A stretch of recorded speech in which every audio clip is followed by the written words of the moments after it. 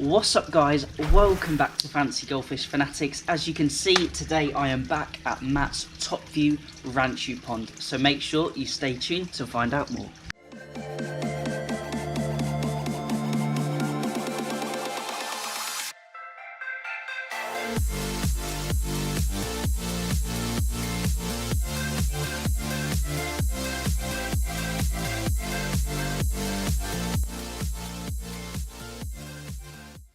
Hey Fanatics family, welcome back. If you're not already part of it, make sure you check out the link in the description and join the Fanatics family Facebook group. Also check us out on Instagram. As I said, today we are back at Matt's Top View Ranchu pond because he's got some really exciting news and he's actually got some baby Ranchu. So we're going to check those out in a minute, but I'm going to show you how his fish are doing. He managed to put quite a lot of bulk on the fish, fed them up nicely, and in fact they then spawned quite a few times. You can see there's a few pegs on the side. These are just holding some spawning mops. He took the spawning mops, placed them into an indoor tank.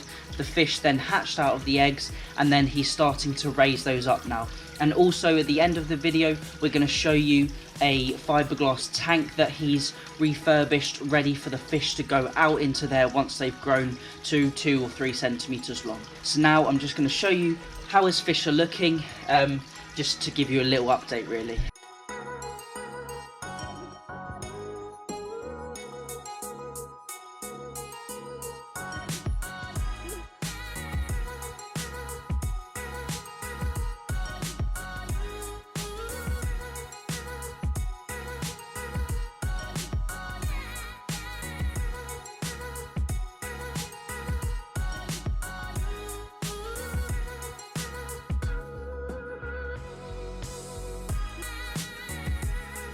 As you saw, the fish are looking really happy, really healthy. He's given lots of food, lots of bloodworm, lots of gel food and lots of pellets, which has conditioned them. And with the hot weather we've been having, they've actually spawned. So I'm going to show you inside how his fry are doing, how he's actually raising them on. Probably slightly different method. It's a bit DIY, bit of a DIY setup, sorry. And then as they grow bigger, then they're going to be moved into the fiberglass tank, hopefully into his Eden project, which you saw in the previous video. So now I'm just going to take you inside and show you the fry. Here we have his fry setup. As you can see, it's very DIY.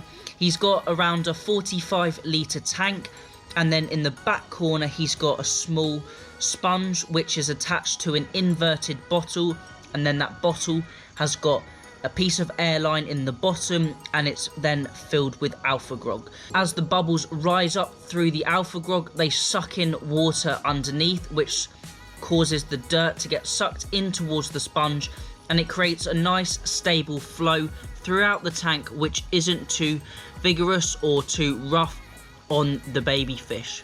He's also got a little light at the top of the tank to promote some algae growth, to get some algae to grow on the walls, which will help with the nitrates. Alongside the algae, he'll also get some biofilm build-up, which will help deal with any ammonia or any nitrite that will build up in the water. As this is quite a fresh system, he is doing water changes every single day, around 50 to 60%. He's siphoning off the bottom because he is feeding very heavily. You can also see he's got some Salvinia minima on the top, which will grow under the light and remove any nitrate from the water. I'm not sure if you can see the fry swimming around, but if you can't, I'll probably get a close-up. They're looking very full as he's feeding them 6 times a day to really bring them on. They're looking really good and they are growing quite nicely. I think they're about 6 to 7 days old now, and I can definitely see that there's some growth in the belly. They are clearly eating, which takes me on to the next part, food. So normally when raising baby fry, you would use baby brine shrimp, as you probably saw in one of my previous videos where I set up a DIY Artemia hatchery. Once the brine shrimp hatch from the eggs, then you feed the nauplii straight to the baby fish, as they are live food which swims throughout the water column, which attracts the fish. However, Matt doesn't have any Artemia, so I said, why don't you try some rotifers? So he's trying some frozen rotifers, which are mainly for marine fish, but they're working really well. The fish are taking them, and it's much easier than Matt having to set up an Artemia hatchery. He also tried some egg yolk, but obviously it's very messy and can pollute the water a lot more than the rotifers, sorry. So once he's got them off the rotifers after about 1 to 2 weeks, most likely 2 weeks, and then after that he'll be feeding a fine dust, which will hopefully bring them on much quicker, and then we can start to get them onto some small pellets.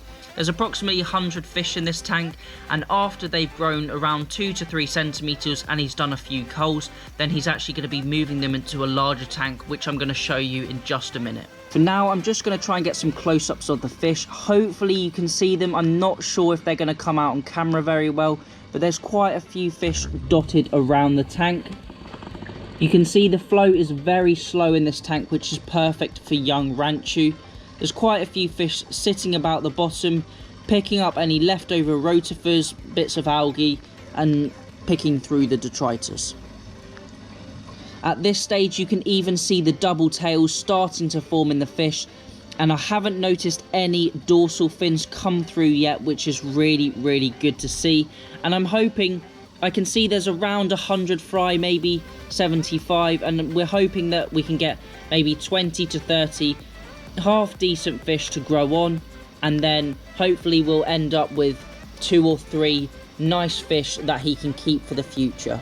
So now I've shown you the fry, we're going to move over and see the tank that Matt plans to put them in, and hopefully when we come back next time he will have some half decent fish that we can go and video in the new trough. So I'll catch you in a minute.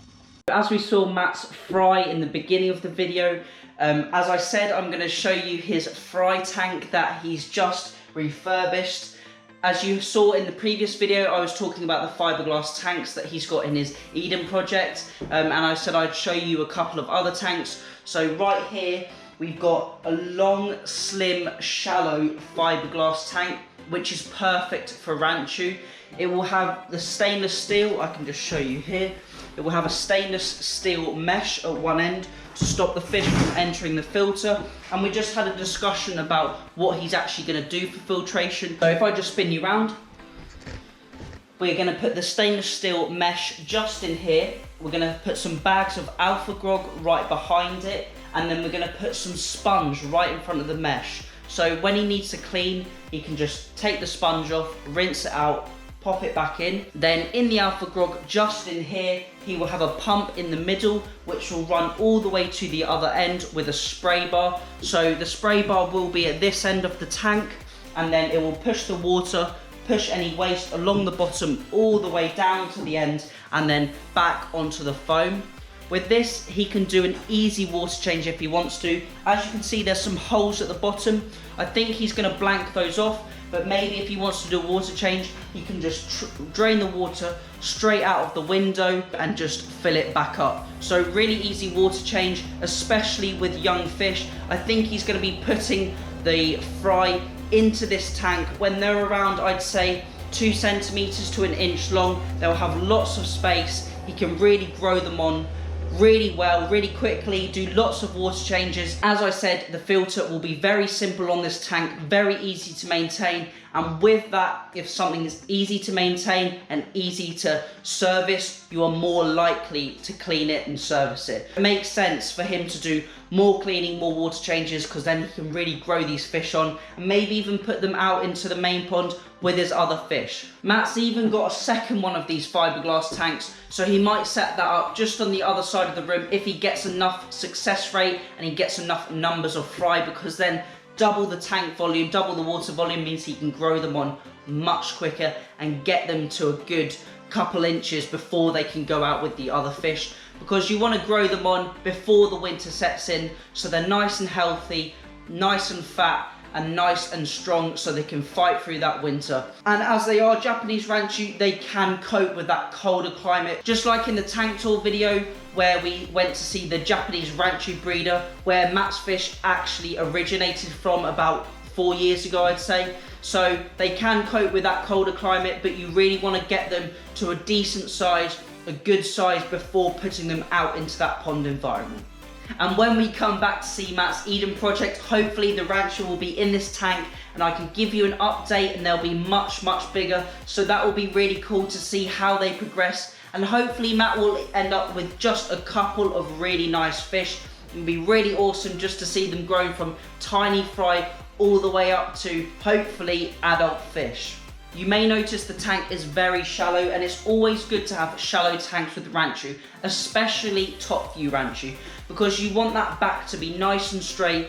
They're more of a lion head, I'd say, less of a side view Ranchu, as they've got that straighter back, and increasing water depth, I believe, can cause more of a curvature in the spine, and it puts less pressure on the fish when they're in shallower water. They can feed easier, they can move up and down the water column, and there is little pressure on their swim bladder, so potentially leads to less buoyancy issues. I'm not sure if that's scientifically true, but it would make sense to have a shallower water depth. So I think it's around 8 inches in this tank, probably just up to around here.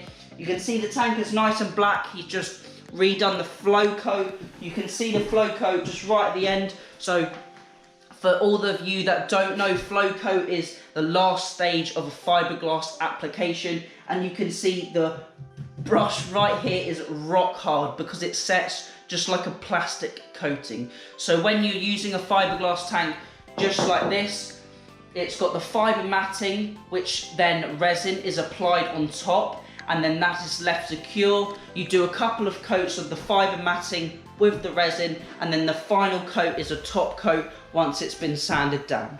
So I hope that was a really informative video for you guys, and it was really nice to see some tiny Ranchu fry. I know they were very hard to see on the video, but it was really interesting, and I hope it helped some of you guys out. Maybe you've got some fry of your own, or maybe you're looking at how you can grow them on better. So I hope this video's helped. I'd like to thank you all for watching. Remember to keep those water changes up, and happy fish keeping.